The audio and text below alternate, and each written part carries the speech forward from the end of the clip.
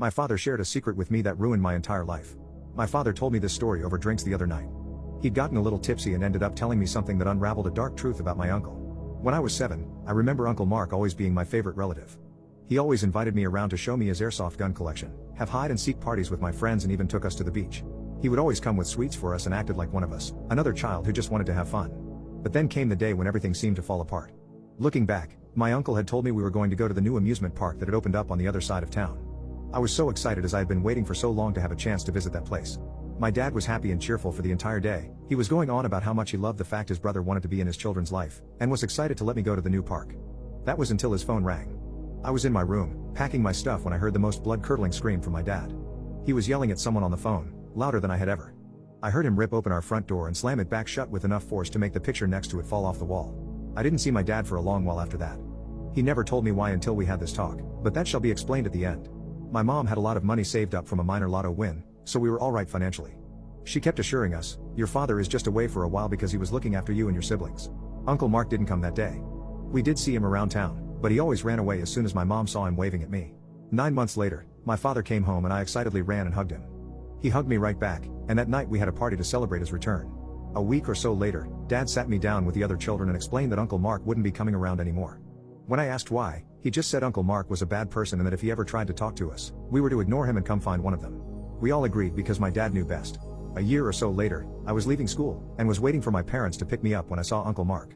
He had a huge grin on his face and began approaching me. I was nervous to see him after what my dad had told me. He said he was here to pick me up. I told him I couldn't go with him, because my father said I wasn't allowed to speak with him.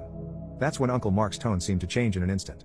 He had this scary look on his face for a second, then he told me it was all good. He said he had spoken to my father about the situation, and that my father had changed his mind and asked him to pick me up from school that day. When I refused further, he grabbed my hand and began leading me towards his truck. Luckily for me, this was right as my father had arrived to pick me up from school. My dad ran up and punched Mark right in the face, blood spewing out of his mouth.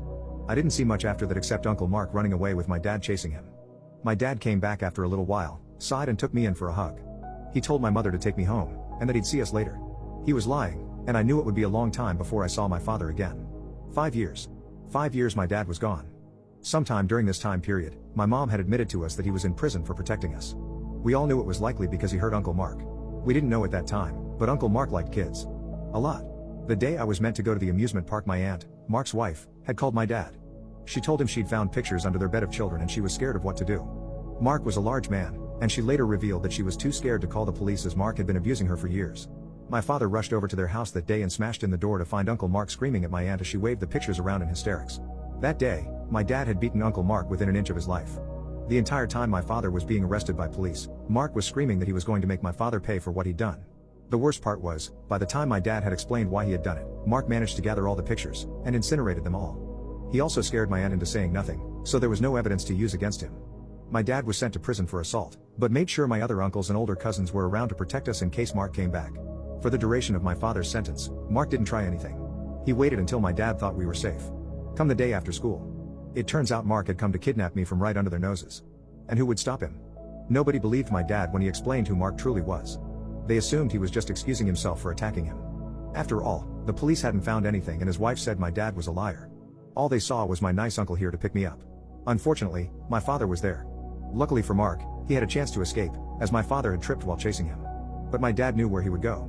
He knew Uncle Mark would run home to hide, and more than likely destroy any evidence he had acquired since destroying the last lot.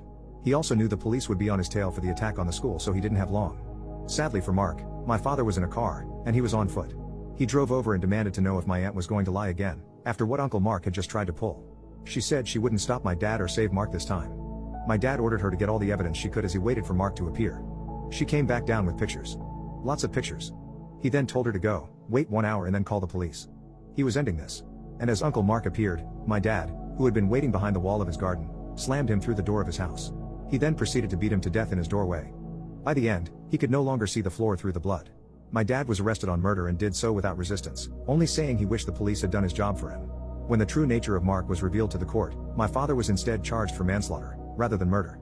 His lawyer stated my father had gone into a protective rage and had only intended to render him harmless. No one seemed to argue with these charges, including my father.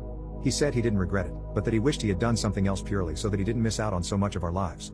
After hearing the story, I was very grateful my father didn't tell me about this when I was younger.